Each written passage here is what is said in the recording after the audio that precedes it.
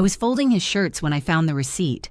Princess Cruises, 2 passengers, romance package. I'd been home that entire week with pneumonia. My name is Patricia. I'm 76 years old, and 6 years ago my husband of 45 years left me for a woman he met on a 7-day Caribbean cruise. I'm going to tell you exactly how I went from crying in an empty house to running a multi-million-dollar travel company, and why the journey there taught me more about myself than 4 decades of marriage ever did. But first, where are you watching from today? Drop your state in the comments. I love knowing where my stories reach. It was March 2019. Robert had been acting strange for months. More showers, new cologne. He'd started going to the gym at 70, which would have been admirable if he hadn't spent our entire marriage saying exercise was a waste of time. When he said he was going on a cruise with his college buddy Frank, I actually felt relieved. I thought maybe he needed space. Maybe we both did. I spent that week in bed with pneumonia, coughing so hard my ribs ached. My daughter Sarah called twice. Robert called once, a 30-second conversation where he sounded distracted. When he came home, he smelled like sunscreen and seemed lighter somehow, happier. I remember thinking maybe the trip had been good for him. 2 weeks later, I found the receipt in his jacket pocket. I wasn't snooping, I was doing laundry. The paper was soft from being folded and refolded. Princess Cruises, romance package, 2 passengers, upgrade to balcony suite, couples massage. The dates matched exactly when I'd been sick. I sat on the laundry room floor holding that receipt for an hour. 45 years. We'd met when I was 24, working as a secretary at an insurance company. He was 28, confident, charming. We'd raised 3 children, survived my mother's death, his father's alcoholism, our son's car accident. I'd given up my dream of opening a bookshop because Robert said we needed stability. I'd moved 6 times for his career. I'd made his dinner every single night for 45 years. When he came home that evening, I was sitting at the kitchen table with the receipt in front of me. He looked at it, looked at me, and said 7 words I'll never forget. Patricia, I need to be honest now. Her name was Denise, 58, divorced, real estate agent from Phoenix. They'd met at the ship's cocktail hour the first night. She'd laughed at his jokes, made him feel young. He wasn't in love with her, not yet, but he wanted the chance to find out. He'd already rented an apartment. He'd see a lawyer next week. I couldn't speak. My throat closed up like I was drowning. All I could think was, he wasn't with Frank. There was no Frank. He'd lied to me while I was sick and alone, coughing until I tasted blood. "Say something," he said. I looked at this man I'd slept beside for 45 years and realized I didn't know him at all. Or maybe I did, and I just spent decades pretending I didn't see who he really was. "Get out," I whispered. He left that night. The first month, I barely functioned. I'd wake up at 6 out of habit, start making coffee for 2, then remember. The house felt enormous and suffocating at the same time. Our daughter Sarah came to stay for a week. She was furious with her father, wanted to confront him. I asked her not to. I didn't have the energy for anyone's anger but my own. The divorce paperwork arrived via courier. Robert was being generous. I could have the house, half his pension, alimony. His lawyer had drawn it all up already, efficient and cold. I signed everything.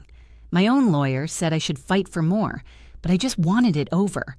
I wanted to stop feeling like my entire life had been a lie. By month 2, the pity visits started. Friends from church brought casseroles and sad smiles. My sister called every day with the same questions. Was I eating? Sleeping? Had I thought about dating? Dating. At 70. After 45 years with one man who'd apparently been counting down the days until he could escape. One Tuesday afternoon, I was sorting through old photo albums, torturing myself, really, when I found pictures from the cruise Robert and I had taken for our 40th anniversary, 5 years earlier, the Bahamas. We'd argued most of the trip because he'd wanted to gamble and I'd wanted to explore the islands. Looking at those photos, I realized I couldn't remember the last time he'd looked at me the way he looked at the ocean, like something worth paying attention to. I closed the album and made a decision that everyone thought was crazy. I booked a cruise. By myself. 10 days through the Mexican Riviera, leaving in 3 weeks. Sarah was horrified. "Mom, you've never traveled alone. What if something happens?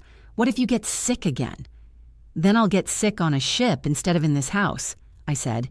"Either way, I'll be alone." My friends were gentler but equally concerned. Solo travel at 70? What about safety? What would I do by myself all day? Wasn't I scared? Terrified, actually.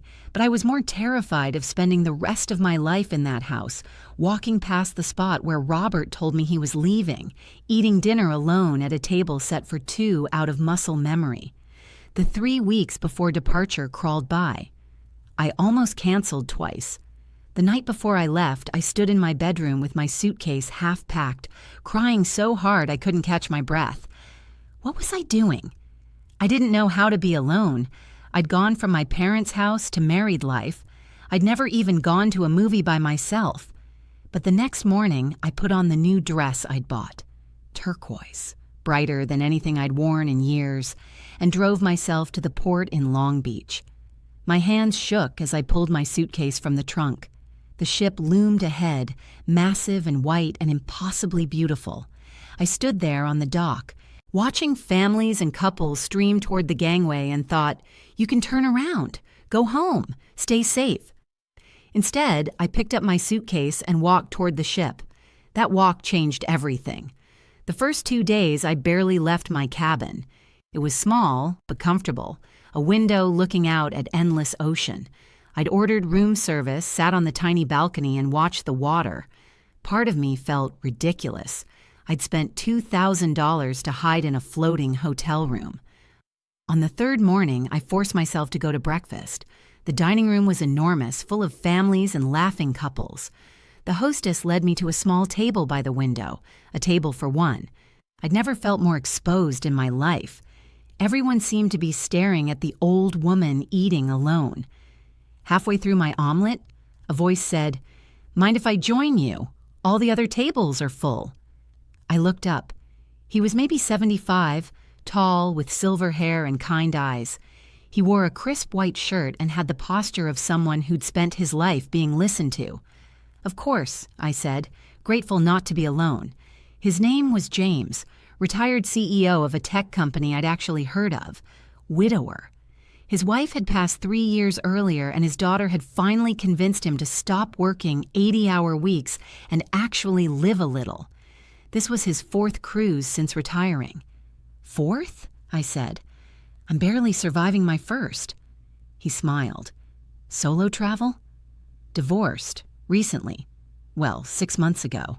It feels recent. I'm sorry, he said, and meant it. That's harder than losing someone to death, I think. Death doesn't make you question everything. We talked through breakfast, then somehow kept talking as we walked the deck. James had this way of asking questions that made you want to answer honestly. He didn't offer advice or pity. He just listened. I told him about Robert, about the receipt, about folding laundry when my marriage ended. I told him things I hadn't told my own daughter, about how I felt invisible, how I'd spent 45 years supporting someone else's dreams and now didn't know what my own were. So what did you dream about? He asked. Before you got married. What did 24-year-old Patricia want? No one had asked me that in 50 years. I wanted to open a bookshop, I said, with a cafe, one of those places where people could spend hours reading, drinking coffee, talking about stories. I'd saved almost enough money when I met Robert. He said it was too risky, said I should keep my steady job, so I did. James nodded slowly. Do you still read? Every night. It's the only thing that kept me sane these past months. Then you haven't lost it, he said. The dream. It's just been waiting. We spent the rest of the cruise together, not romantically, just as friends. We'd meet for breakfast, explore ports together, sit on the deck at sunset talking about everything. James told me about building his company from nothing, about losing his wife to cancer, about his daughter who thought he worked too much but didn't understand that work had been his way of not drowning in grief. On the last night, over dinner, he said something I wasn't expecting. "I have a proposition for you," James said, setting down his wine glass, "and I want you to really consider it before you say no." We were at the ship's upscale restaurant, a splurge on my part for the final night. The ocean stretched dark outside the windows, glittering with moonlight. "I'm listening," I said. "I've been thinking about starting a travel company, specifically for seniors. Luxury experiences, curated tours, cruises designed for people our age who want adventure but also comfort. Real concierge service. None of this shuffling hundreds of people on and off buses like cattle." He leaned forward. "The senior travel market is enormous and growing, but most companies treat us like we're fragile or simple. I want to create something different." "That sounds wonderful," I said. "You'd be good at that." "I would, but I don't want to do it alone." He paused. "Patricia, you have something I don't. You understand what it feels like to start over when you thought your life was finished. You know what women our age want because you are one. And you have taste. I've watched you these 10 days. The way you notice details, talk to people, find beauty in small things. That's what this business would need." My heart started pounding. "James, I don't have business experience. I was a secretary 40 years ago. I raised children. I've never—" "You've managed a household, raised 3 humans, supported a husband's entire career. You think that's not business experience?" He smiled. "I'm not offering you charity. I'm offering you a partnership, 50-50. I'll handle operations and finance.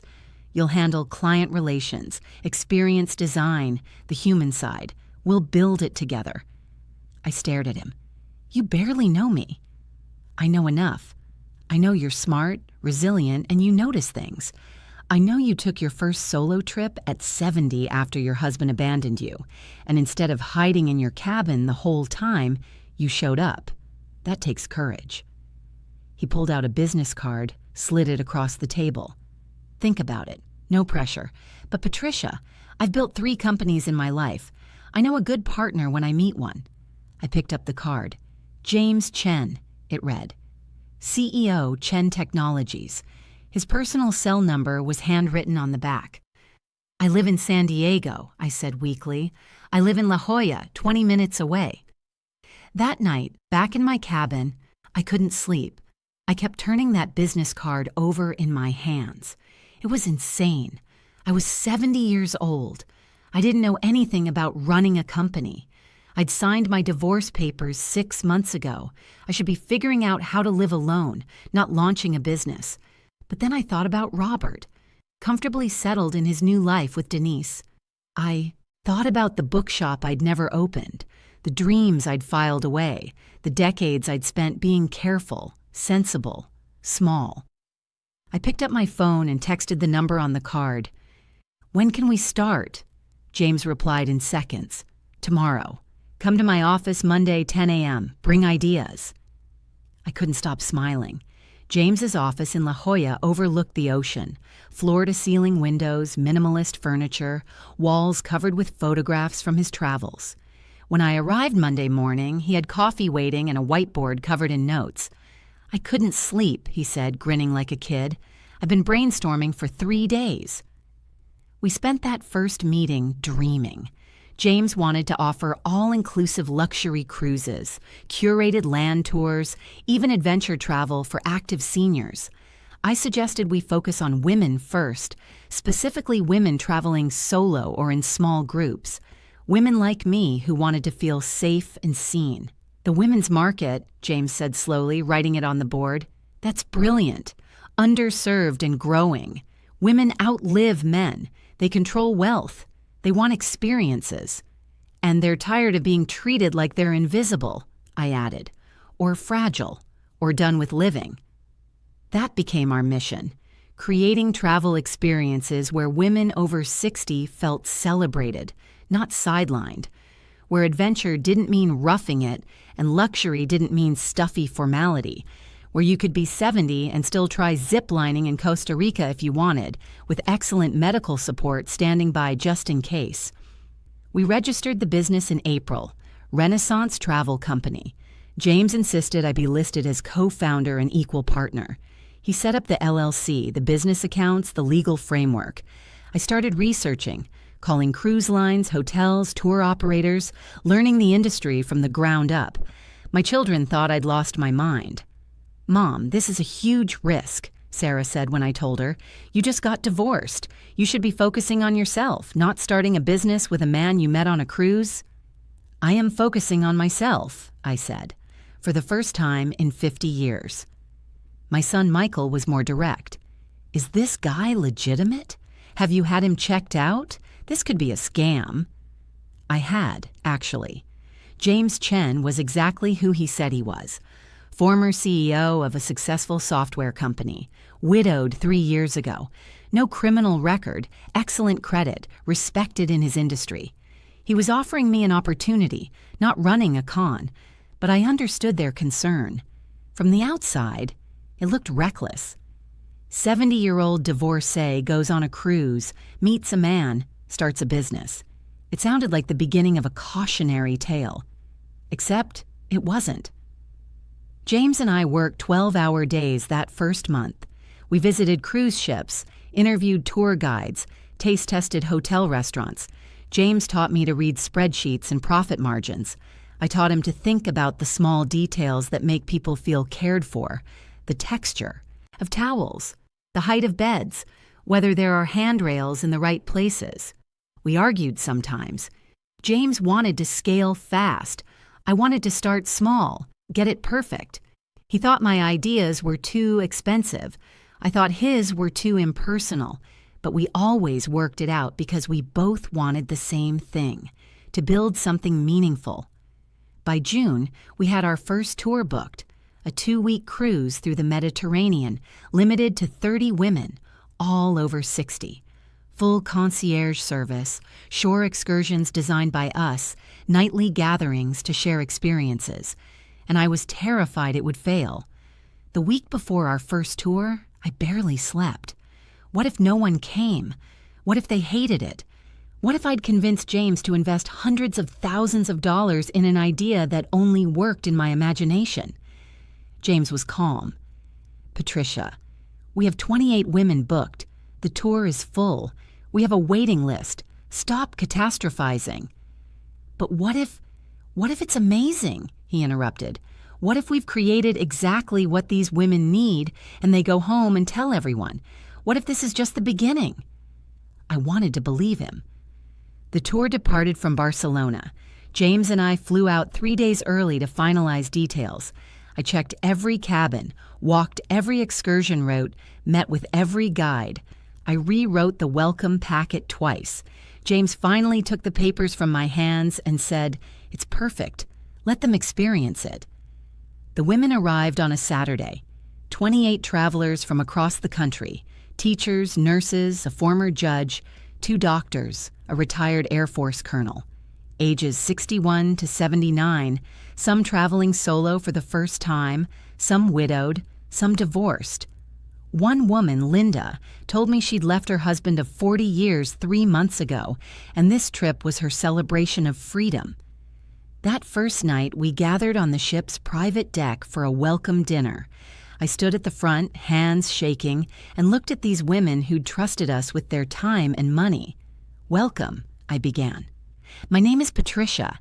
18 months ago, my husband of 45 years left me for a woman he met on a cruise. I was 70. I felt invisible and used up. I took a cruise alone to prove I could still do hard things. That's where I met James, my business partner. Together, we created Renaissance Travel because we believe your best adventures aren't behind you. They're right now. This week is about being seen, being celebrated, and proving that life doesn't end at 60. It just gets more interesting." The women erupted in applause. Some were crying. Linda stood up and shouted, "Here's to starting over." That week was magic. We explored Barcelona's Gothic quarter, toured ancient ruins in Rome, wandered through Florence's art museums. Every excursion was paced for comfort, but packed with substance. Every evening, we gathered to share stories. These women opened up about divorces, losses, dreams deferred, and dreams newly imagined. They laughed until they cried. They made friendships that I knew would last years. On the last night, we held a farewell dinner. One of the women, Barbara, 73, recently widowed, stood up with her wine glass. "I want to thank Patricia and James," she said. "My husband died 2 years ago. My children treat me like I'm fragile. They don't want me traveling alone, trying new things. They want me safe and quiet. But this week, I ziplined in Corsica. I danced in a Barcelona nightclub. I remembered who I was before I was someone's wife and mother. You gave me myself back."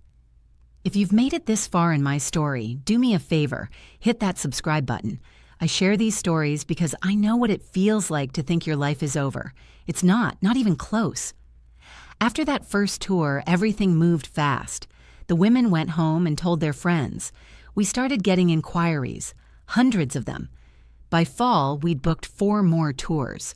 By winter, we'd hired 2 full-time staff members and a travel coordinator. By the following spring, we were planning 12 tours across 6 continents. The business consumed me in the best possible way. I woke up excited.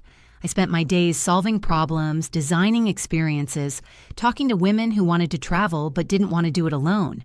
James handled operations and numbers. I handled everything that touched the clients. We made a better team than I'd imagined possible. My personal life stabilized, too. I sold the house in Sacramento, too many memories, and bought a condo in San Diego with an ocean view. Sarah finally accepted that I wasn't having a breakdown, I was having a breakthrough. My son Michael even invested in the company. I didn't date. People asked, but I wasn't interested. I'd spent 45 years defined by a relationship. I was learning to be Patricia, not Patricia and Robert. That felt revolutionary enough. But Robert wasn't done with me yet. In March 2021, 2 years after he'd left, he called. I almost didn't answer, but curiosity won. "Patricia," he said. His voice sounded older, tired. "I need to talk to you." "I'm busy, Robert. What do you need?" "It's about Denise. It's over. Has been for 6 months. I made a mistake. A terrible mistake." I sat down slowly. "I'm sorry to hear that. I've been thinking about us, about everything I threw away. Patricia, I know I don't deserve it, but I want to try again. I want to come home." Silence. I could hear him breathing, waiting. "Robert," I said carefully, "I don't have a home for you to come back to. I sold the house. I have a new life, a business, a purpose. I heard about the travel company. That's good. I'm proud of you. But Patricia, we can rebuild. We spent 45 years together. That has to mean something." "It does mean something," I said. "It means I spent 45 years shrinking myself to fit your life, making your dreams happen while mine gathered dust. You didn't leave me for Denise. Robert. You left me because you wanted to feel young and important, and I was the evidence that you were neither. So you traded me in. I never meant. I don't care what you meant. I care what you did. You lied to me while I was sick. You abandoned me when I was 70 years old. You made me feel worthless." I stood up, looking out at the ocean. "But here's the thing you didn't count on. I'm not worthless. I built something beautiful from the wreckage you left. I have a business partner who respects me. I have clients who thank me for changing their lives. I have purpose and joy and freedom. Why would I give that up for someone who made me feel small? Patricia, please. Goodbye, Robert." I hung up. My hands were shaking, but not from fear, from power. Robert tried 3 more times to contact me. Emails, a letter, finally showing up at my condo building. The concierge called up before letting him in. I told her to send him away. I didn't need closure from him. I'd built my own closure, one cruise at a time. The business kept growing. By 2022, Renaissance Travel was booking over 30 tours annually. We'd expanded beyond women-only trips to include co-ed adventures, specialty tours focused on art or food or history, but our core remained women traveling solo or in small groups. That's where my heart was. James and I had become genuine friends. We had dinner once a week to discuss business, but increasingly we just talked about life. He told me about his late wife, how grief had nearly destroyed him. I told him about realizing I'd never really known Robert, maybe never really known myself until I was forced to. "You know what's funny?" James said one evening. "People keep asking if we're dating." I laughed. "Sarah asks me that every month." "Are we?" he asked, smiling. "Dating." I considered it. James was kind, brilliant, shared my values. In another life, maybe, but no, I said. I love what we have. I don't want to complicate it. Does that sound terrible? It sounds honest. I feel the same way. He raised his wine glass. To being partners without being partners. To being enough on our own. In September 2022, we hit a milestone, our 100th tour. We celebrated by taking our entire staff, now 8 people, on a cruise through Alaska. It was a thank you for their work, but also a reminder of why we did this. Travel changed people. It opened them up, showed them they were capable of more than they'd imagined. On that trip, I met a woman named Joyce, 74, recently divorced after 50 years of marriage. She'd booked the tour on her daughter's insistence, but looked miserable when she boarded. "I shouldn't be here," she told me the first day. "I should be home. This isn't me." "What is you?" I asked. She didn't have an answer. By the end of the week, Joyce was leading group hikes and making everyone laugh with stories from her nursing career. On the final night, she hugged me with tears in her eyes. "I forgot I used to be fun," she said. "Before kids, before marriage, I was the girl who said yes to everything. Somewhere along the way, I became the woman who was too tired, too old, too scared. You reminded me that person is still here." That conversation stayed with me. How many women had forgotten who they were? How many had spent decades being useful instead of being themselves? That's when I decided to write about my experience. James encouraged it. "Your story matters," he said. "Not just the business success, the personal journey. Women need to hear it." So I started sharing my story, first in blog posts on our website, then in interviews with travel magazines, eventually in speaking engagements. I talked about Robert leaving, about taking that first solo cruise, about building a business at 70. The response overwhelmed me. Women wrote to me from across the country, hundreds of emails from women who'd been left, widowed, or who'd simply woken up one day and realized they'd forgotten themselves. They thanked me for being honest, for not pretending divorce at 70 was empowering or easy, for showing that rebuilding was possible but messy and terrifying and worth it. One letter came from a woman in Florida named Anne. She was 68, married 42 years, and her husband had just asked for a divorce. "I don't know how to be alone," she wrote. "I don't know who I am without him. How did you do it? How did you survive?" I wrote back with the truth. I survived by taking the smallest next step, then another, then another. I survived by saying yes to one scary thing. I survived by building something new instead of trying to resurrect something dead. And most importantly, I survived by believing that my value wasn't determined by whether someone chose to stay. By 2023, Renaissance Travel had grown beyond anything we'd imagined. We'd served over 1,000 clients. Our revenue had crossed $3 million. We'd been featured in AARP Magazine Travel Plus Leisure and the New York Times. James and I had been interviewed together about building a business as septuagenarians. But the best part wasn't the money or the press. It was the women, the hundreds of women who'd traveled with us and come back transformed. The widows who'd found joy again, the divorcees who'd discovered strength, the women who'd simply been invisible for too long and had finally been seen. In June 2024, we celebrated the company's 5th anniversary with a special cruise. inviting back every woman who'd traveled with us in that first year. All 28 came. Some brought daughters or friends. We spent a week in the Greek islands, laughing and reminiscing and celebrating how far we'd all come. Linda, the woman who'd left her husband and called the first trip her freedom celebration, pulled me aside on the last night. "I need you to know something," she said. "When I booked this trip 5 years ago, I was planning to end my life after it. I figured I'd have one beautiful week, then go home and take pills. I couldn't see a future worth living." My heart stopped. "But this trip changed everything. You changed everything. You showed me that my life wasn't over, that I could build something new." I went home and started a nonprofit for women leaving domestic violence situations. I've helped 83 women in 5 years. None of that would have happened if you hadn't been brave enough to share your story.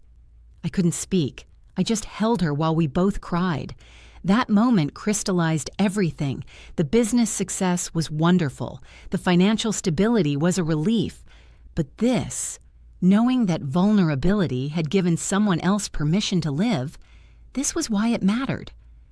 I thought about 70-year-old Patricia, sitting on the laundry room floor with a receipt in her hand, thinking her life was over. If I could go back and tell her what was coming, the fear, the growth, the business, the women whose lives would intersect with hers, would she believe me? Today, I'm 76. Renaissance travel runs itself. Mostly, James and I have excellent staff, and we've stepped back to more advisory roles. We still design special tours together, still meet for weekly dinners, still argue about details like we did in the beginning. I live in my San Diego condo with floor-to-ceiling windows and an ocean view. I read every night on my balcony. I travel at least once a month, sometimes for business, sometimes just because I can. I've been to 42 countries since Robert left me. I've zip-lined in Costa Rica, learned to paint in Tuscany, hiked Machu Picchu. I've done things that terrified me and survived every single one. My children have come around. Sarah works with us now, handling our marketing. Michael still thinks I'm reckless, but he says it with affection now. My grandchildren think I'm cool, which delights me more than it should. Robert sends a card every Christmas. I don't open them anymore. Whatever he has to say isn't relevant to the life I've built. Denise is welcome to him, or whoever came after Denise. That chapter is closed. James is talking about writing a book about senior entrepreneurship. He wants me to co-author it. I'm considering it. There's something powerful about showing people that innovation doesn't have an age limit, that your 7th decade can be your most creative. Last month, a woman joined one of our tours. Her first time traveling alone at 72, recently divorced. She was terrified. I recognized that fear immediately. On the second night, over dinner, she told me her story. Her husband had left her for someone younger. She felt worthless, invisible, used up. I listened. Then I told her about finding the receipt, about that first solo cruise, about meeting James and building something I never imagined I could. "So it gets better?" she asked, tears in her eyes. "It gets different," I said. "Better. Requires work. It requires showing up even when you're terrified. It requires believing you're worth more than someone else's bad decision." She nodded slowly. "How did you stop being angry?" "I didn't," I said honestly. "I channeled it. I took all that rage and hurt and humiliation, and I built something with it. Every tour we run, every woman we serve, it's proof that he was wrong about me, that I wasn't the problem, that my value never depended on him seeing it." By the end of the week, that woman was laughing, making plans to take another trip, talking about maybe starting the pottery business she'd dreamed about 40 years ago. That's what I want people to understand. Robert leaving didn't ruin my life. It freed me to build one that was actually mine. The betrayal was real. The pain was real. But so was everything that came after. I'm 76 years old. I run a successful business. I've traveled the world. I've helped hundreds of women find themselves again. I wake up every morning excited about the day ahead, and I did it all without him. That's the justice. Not revenge, not him begging to come back.